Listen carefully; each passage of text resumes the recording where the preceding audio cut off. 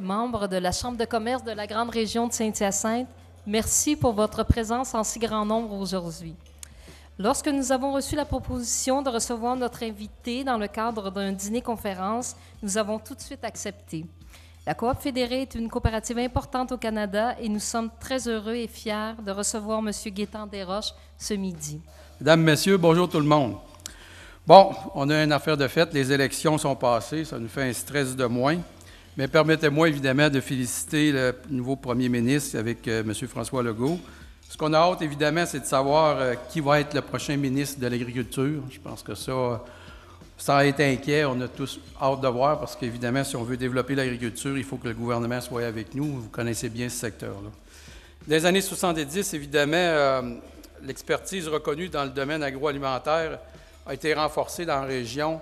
Ici, on le sait, avec l'Université de Montréal, avec le Centre de médecine vétérinaire, le Centre d'insémination artificielle, je voyais Mario tantôt, salut, et puis le campus de Saint-Hyacinthe, ici à Saint-Hyacinthe, évidemment. Aujourd'hui, on le sait, là, c'est la grande technopole agroalimentaire du Québec, c'est la seule. Elle génère 20 des revenus agricoles au Québec, donc il y a de quoi être fier. Puis là, pourquoi qu'on voulait commencer notre tournée ici dans la région. À Saint-Hyacinthe, on a aussi notre siège social de notre division, une de nos divisions, Olimel, qui est évidemment devenu un chef de file dans la production porcine au Canada et aussi dans la transformation de la distribution de viande et de volaille que tout le monde connaît. On exporte maintenant dans plus ou moins 65 pays, 4 majeurs, donc les États-Unis, le Japon, le Mexique et la Chine maintenant, là, qui prend de plus en plus de place dans le portefeuille de produits. Laissez-moi maintenant vous parler du secteur d'activité agricole et agroalimentaire.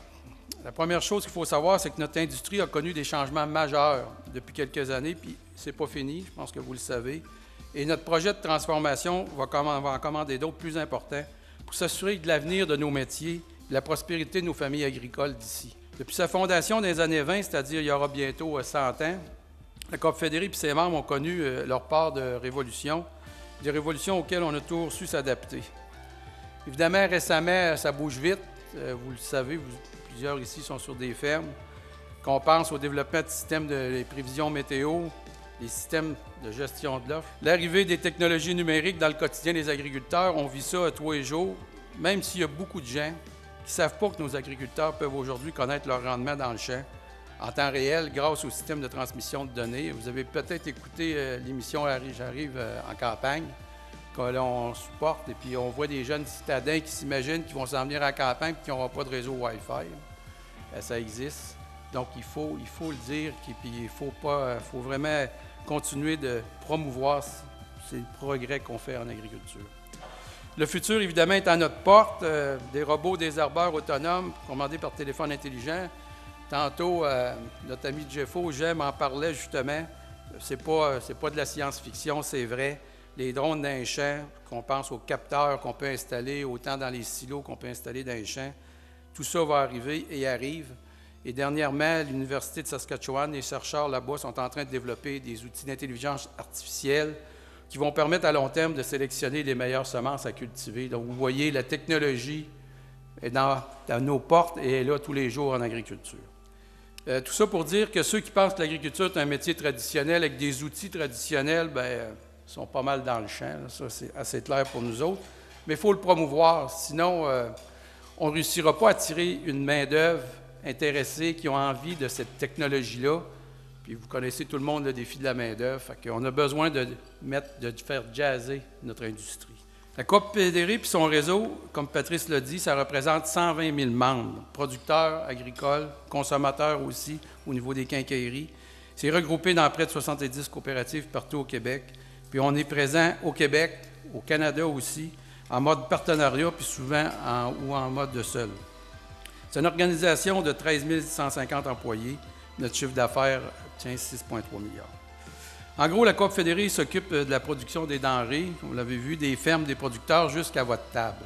Pour nous, l'agriculture, c'est une question de famille, de communauté et de ce qu'on met dans nos assiettes et surtout une question de gros bon sens. La Coop Fédérée demeure la plus importante entreprise agricole et agroalimentaire propriété des Québécois. En plus d'être très active sur le marché de l'exportation, une façon de contribuer à l'avenir et à la prospérité des familles agricoles québécoises et canadiennes maintenant. Je dois dire que nous sommes aussi très fiers de notre modèle d'affaires coopératif. Plusieurs nous demandent pourquoi la Coop Fédérée fait ses acquisitions à l'extérieur du Québec. Bien, la réponse est simple. C'est pour s'assurer que les familles agricoles d'ici puissent conserver leurs outils de commercialisation et d'approvisionnement. Comment? Bien, cette stratégie de croissance nous permet de demeurer un joueur incontournable dans des secteurs agricoles et agroalimentaires. Elle nous donne également le moyen de compétitionner avec tous ces géants du secteur qui se consolident, eux autres, à vitesse grand V. Pensez juste à Bayer et Monsanto.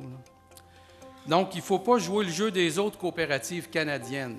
Ceux qui connaissent un peu ce qui est arrivé dans l'Ouest canadien, il n'y en a plus de coop.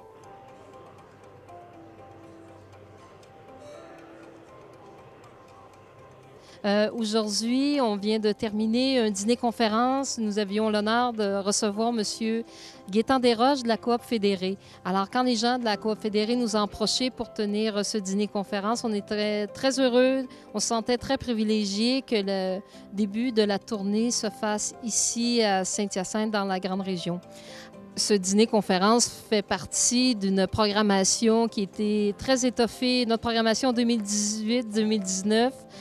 Nous avons travaillé en collaboration avec nos 3 comités pour offrir à nos membres une programmation vraiment innovante et pertinente, vraiment une programmation de qualité.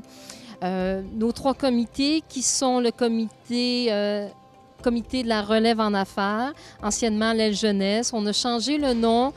C'est un comité qui ne fait pas de distinction de l'âge, alors tout le monde peut participer aux activités portées par le comité de la relève en affaires. Nous avons aussi le comité DRH qui est pour développement de la richesse humaine. Ce comité-là est formé de gens de différents organismes de ressources humaines et ont choisi pour leur programmation la thématique marque employeur, qui est vraiment un sujet d'actualité, d'avoir des conférences, ateliers qui parlent des solutions pour l'attraction et la rétention de la main-d'œuvre. Et le dernier comité, le comité femmes d'affaires mascoutaines, a été créé en novembre 2017 et puis qui va avoir bientôt 1 an.